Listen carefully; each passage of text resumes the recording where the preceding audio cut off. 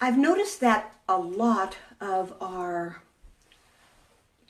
bodies are not feeling as awesome as they normally would. And I have a lot of people who are not feeling well. And most of you know that I'm licensed in medicine. I'm a nationally and board certified nurse practitioner. And I have seen a lot of this throughout the years. And it's an interesting thing for me to watch how different times of the year people buy into the belief system that that's when people get the flu. It's the flu season. It's this allergy season. It's the whatever season. So it's important for us to recognize that part of why we get ill is because we're programmed to get ill. We're programmed to think that at a certain time of the year, we experience certain kinds of things in our body. I was speaking to someone the other day, and she said that she has this belief system that she gets sick in the spring and in the fall or something like that. And what was really weird for me is I used to think something very similar. So I used to think, sometime in the spring, and then usually about October or November, I would start feeling, I'd get sinus or, whatever our what I call our default program is. Sinus infections for me is what usually will come up. For some people it's gut, for some people it's a sore throat or strep throat or whatever. But the bottom line is we are actually creating more of our experience by creating a pattern. The pattern comes from a belief system. So if we have a belief system that our bodies are going to be ill at a certain time of the year, or because we do a certain thing, oh, I can't go out in the rain because I used to hear that when I was little. You can't go out in the rain because that's when you get sick. Well, I'd be dead by now because I live in the Northwest, because it's a belief. It's a thought system. It's important to recognize not only your own beliefs, but what are societal's beliefs. As I was just saying a minute ago, people say we get sick at certain times of the year. What are you going to do about not falling into that pattern of that? And besides that, well, before I go into the patterns, let's talk about what really aggravates our immune system. The bottom line is we only become ill when we are having a lower immune system. So what do you think the most important thing to do? Have a stronger immune system, of course. But what causes our immune system to get low? Stress. Stress comes in so many different forms. Right now, as I'm watching us as a collective, what we're going through is we're going through a tremendous amount of data overload. We're feeling overwhelmed. I don't really know hardly anyone, I know there's a few, but I don't know hardly anyone that is not feeling like, oh my God, I can't keep up. There's not enough hours in the day. I have to do this, I have to do that. And one of the analogies I use is that we are like that CNN channel, and you turn it on and you've got all the data of all of the stocks, and you've got the gold prices, and you've got the NASDAQ thing over here, and then you've got somebody speaking, then you have a little thing in the background about somebody else who's doing whatever. So, there's like a million trillion data points that are hitting us at once. Truth is, that's happening on levels that we're not even conscious of. So that means that when we walk into a room, we're taking in, because we have very sensitive immune systems. We have very sensitive experiences in our body, but we are not conscious of them most of the time. Therefore, our body is being inundated with certain energies, and these energies have a certain way of affecting us. If they're high vibrating, then they might feel better. If they're lower vibrating, it makes us feel a little heavier, or maybe very heavy. The bottom line is that we must be conscious of what it is that's going on with us. Therefore, what I'm noticing is we have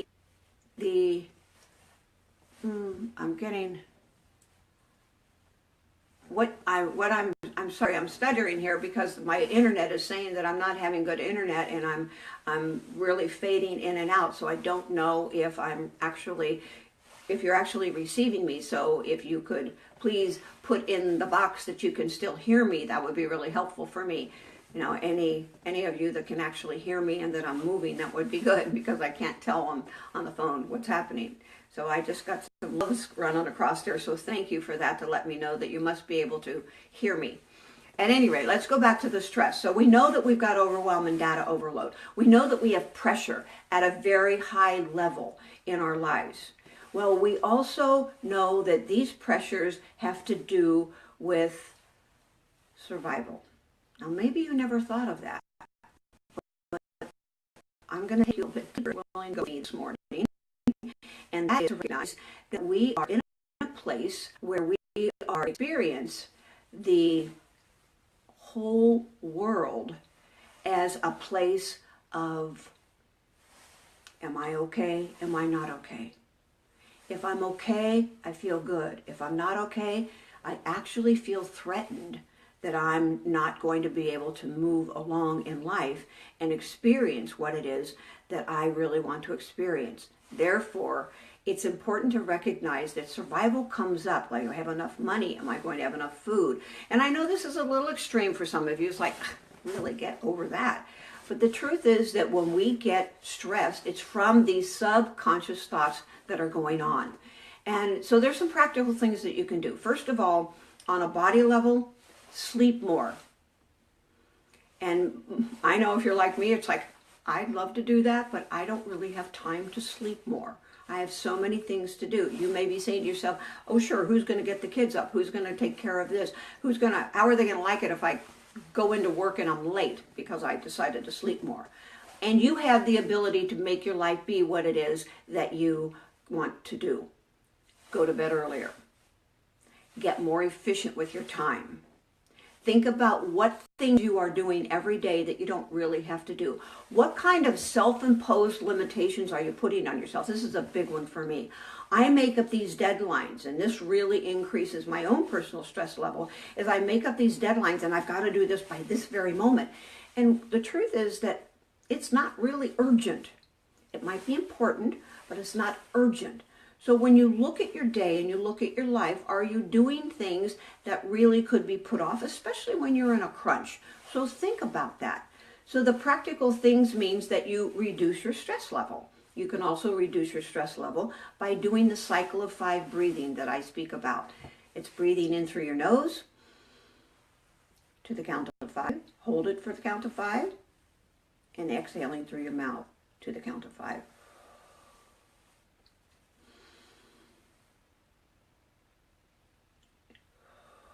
When you do that, your body starts to really calm down.